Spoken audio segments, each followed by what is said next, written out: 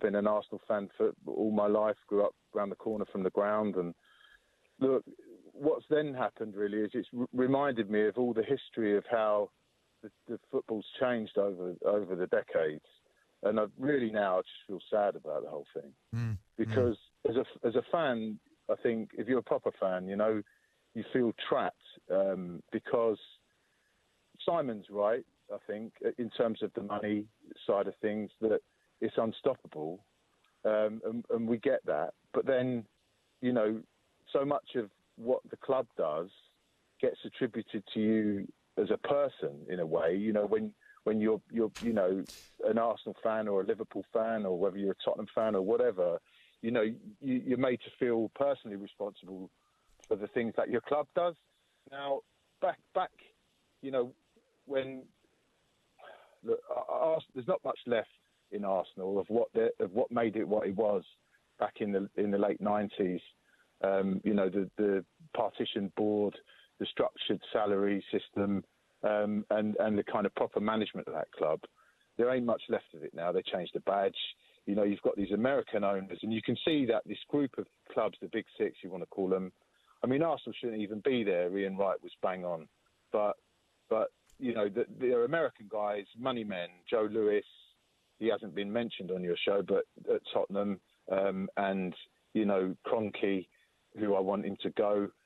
You've got the Glazers, Henry. You know, they're American money men, basically, and they've got together. They think this is a good idea. And what it shows you is that they have no understanding of what it is to be a guy like me, or, you know, somebody who loves the football club and the badge and the name for the history and the prestige of it and the competition that they've relentlessly been part of. Because, you know, you think about Arsenal, never been out of the top flight.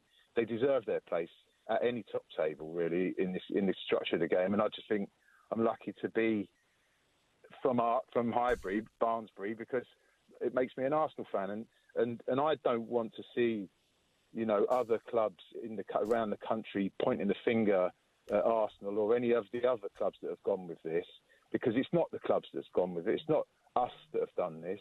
It's people with money that have no understanding of the English game. So, like, for instance, Leeds and their T-shirts, I get that.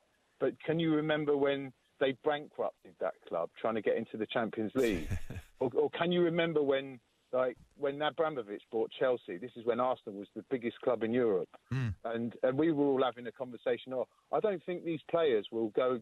I don't think they'll sign for a club that's got, you know, no history, just for money.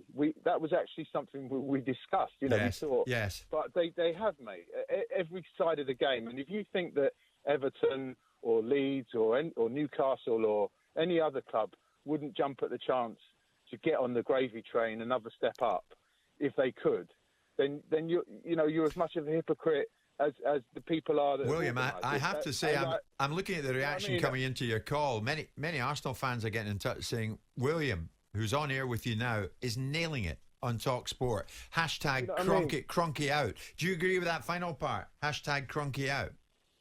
100%. But there's, like Simon says, what can we do? The only way that this, because if you think that, and I said when I tried to rang up, it's about the hypocrisy in every single angle of the game.